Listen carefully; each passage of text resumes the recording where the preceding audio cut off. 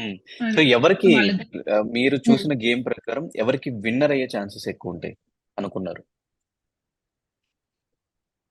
మా శివన్న, ప్రశాంత్, అమర్ వీళ్ళ ముగ్గురులో ఎవరైనా విన్ అవ్వచ్చు. నా రీజన్స్ అమర్ విన్ అవ్వడానికి తనకి ఫాలోయింగ్ సీరియల్ ఫ్యాన్స్ ఉన్నారు. ఆ తర్వాత ఏదైతే 6th వీక్ నుంచి ఆ అబ్బాయి గేమ్ ఆడుతున్నాడో ఆ గేమ్ లో జెన్యూనిటీ ఉంది.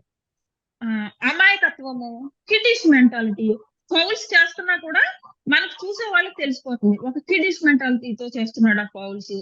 ఇలా ముక్కు గోక్కో వీళ్ళు ఇలాగాను ఇవన్నీ ఒక కిడిష్ మెంటాలిటీతో చేస్తున్నాడని ఆడియన్స్ కనిపించింది. ఇప్పుడు ఏ గోల్ పెట్టినా గానీ వీళ్ళు ముగ్గురు టాప్ లో ఉంటారు.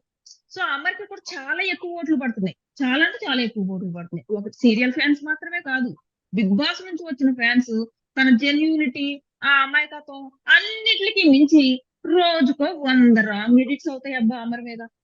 ఆ 100 రాంగ్ ఎడిట్స్ చూసిన వాళ్ళు ఏం చేస్తారు? అయితే ఆ పిల్లోడు హౌస్ లో ఏం చేయలేదు కదా, హౌస్ లో అలాంటి చేయకపోయినా ఏంటి మీ రాంగ్ వీడియోస్ ఎడిట్ అవుతున్నాయి అని జాలి వస్తుంది కదా.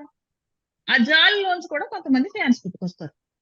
So okay. అది. సో, వీళ్ళ ఆ, ముగ్గురిలో ఎవరొకళ్ళు విన్నర్ అయ్యే ఛాన్సెస్ ఎక్కువుంటాయి. ముగ్గురులో ఎవరైనా విన్ అవ్వచ్చు.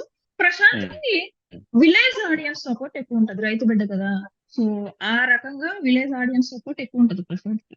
సో బట్ హ్మ్. వీళ్ళ ముగ్గురులో ఎవరైనా విన్ అవ్వచ్చు. మధ్యలో ఏదైతే అమర్ కెప్టెన్సీ ఎగరగొట్టడానికి శివన్ ఏదైతే స్ట్రాటజీ చేశాడో అప్పుడు నెగిటివ్ అయ్యాడు శివన్ గాని విత్ ఇన్ 1 వీక్ మన ఏదైతే అర్జున్ పుణ్యమా అంటూ అర్జున్ నామినేషన్ చేశాడు కదా, దాంతో శివన్న మీద ఉన్న నెగిటివిటీ పోయి అర్జున్ మీద షిఫ్ట్ అయింది. బట్ అర్జున్ ఏదైతే టికెట్ టు ఫినాలే టాస్క్ ఆడాడో అర్జున్ కూడా తన మీద ఉన్న నెగిటివిటీ పోగొట్టుకున్నాడు. సేఫ్ అయిపోయాడు అర్జున్ గూడా.